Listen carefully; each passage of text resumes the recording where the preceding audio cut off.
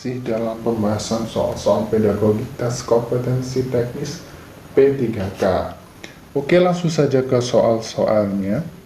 Soal yang pertama yaitu guru A telah melaksanakan pembelajaran topik barisan dan deret.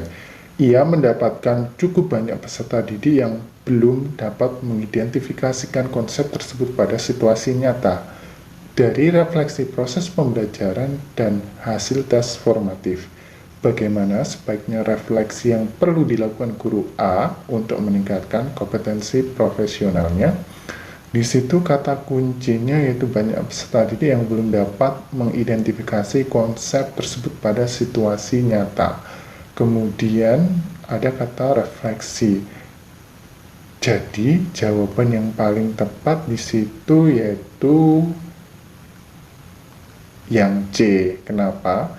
Nah, di situ agar pembelajaran dapat berjalan lebih baik, maka pemahaman konsep dari siswa, guru harus menerapkan strategi pembelajaran yang dikaitkan dengan situasi nyata. Implikasi dari keinginan tersebut maka seharusnya yaitu pembelajaran kontekstual yang dilakukan atau pembelajaran yang mengaitkan situasi nyata. Soal selanjutnya, salah satu bentuk pembelajaran pengayaan yang dilakukan guru adalah di situ kata kuncinya yaitu bentuk pembelajaran pengayaan yang dilakukan guru. Pembelajaran pengayaan yaitu pembelajaran yang memberikan kesempatan kepada peserta didik untuk memperluas atau memperdalam apa yang telah dipelajarinya, yaitu pada KD yang dipelajari. Pembelajaran pengayaan itu apabila seseorang sudah melampaui KKM yang telah ditetapkan. Bentuk pembelajaran pengayaan dalam bentuk kegiatan meliputi belajar mandiri, tutor sebaya, problem based learning, dan project based learning. Jadi jawaban yang paling tepat yaitu belajar mandiri. Oke, pertanyaan selanjutnya, untuk mengatasi permasalahan pembelajaran dan meningkatkan kualitas pembelajaran di kelas secara ilmiah, guru dapat melakukan kegiatan.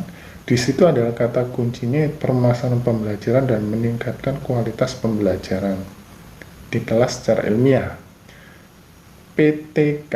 Jadi di sini ada penelitian tindakan kelas, merupakan penelitian tindakan yang dilakukan oleh guru sebagai refleksi diri dalam pelaksanaan pembelajaran dan berupaya untuk memperbaiki, menemukan solusi dalam pembelajaran secara ilmiah.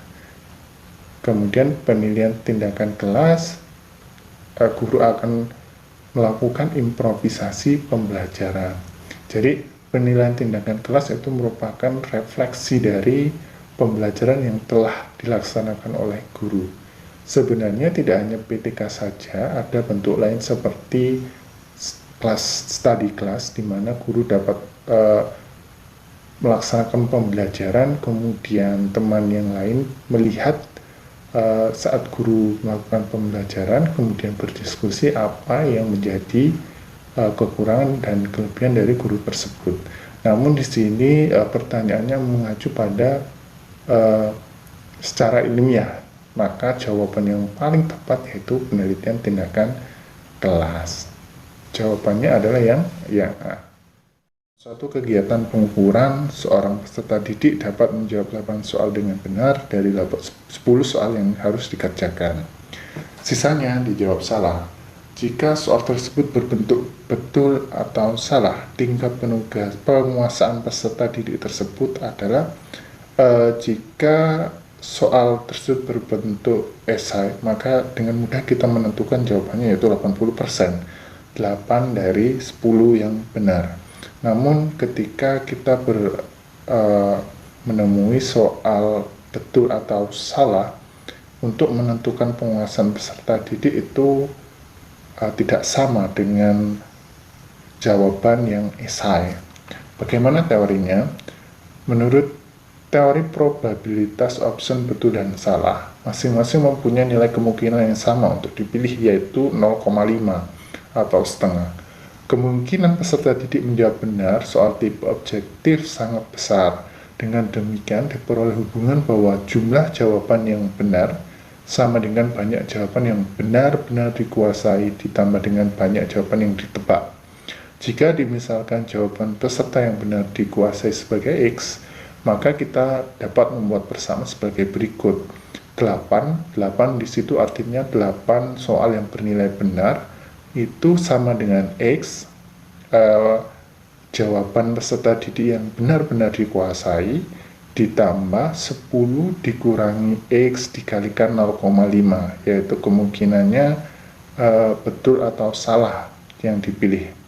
Dari situ kita menggunakan persamaan linear satu variabel, tinggal dikalikan setengah kali 10 dapatnya 5, setengah kali X berarti setengah X. Di situ tinggal memindahkan 8 dikurangi 5, X dikurangi setengah, jawabannya 3 sama dengan setengah X, atau X sama dengan 2 kali 3, ketemu X sama dengan 6. Dari sini berarti kita memperoleh 6 dari 10, artinya 60%. Jawaban yang benar adalah yang D. Soal selanjutnya, di situ hasil ulangan akhir semester pada pelajaran matematika di kelas 7A yang terdiri dari 40 peserta didik diperoleh hasil sebagai berikut. 24 orang memperoleh nilai 70 ke atas, 10 orang memperoleh nilai antara 50 sampai 70, yang lain memperoleh nilai 50 ke bawah. Jika nilai KKM matematika 70, maka persentase peserta didik yang belum lulus adalah, untuk mempermudah mengerjakan soal ini, maka kita membuat tabel terlebih dahulu. Kata kuncinya di situ nilai KKM matematika 70. Ya, diperoleh 24 siswa, nilainya 70 ke atas, 10 siswa 50 sampai 70, kemudian sisanya yaitu 6 siswa. Karena jumlahnya 40 siswa, berarti ada 6 siswa yang nilainya kurang dari 50. Persentase peserta didik yang belum lulus itu berarti nilai yang kurang dari 70, jadi 16, 10 tambah 6. Persentasenya 16 dari 40 dikalikan 100%, ketemu 40%. Jawabannya adalah yang A, 40%.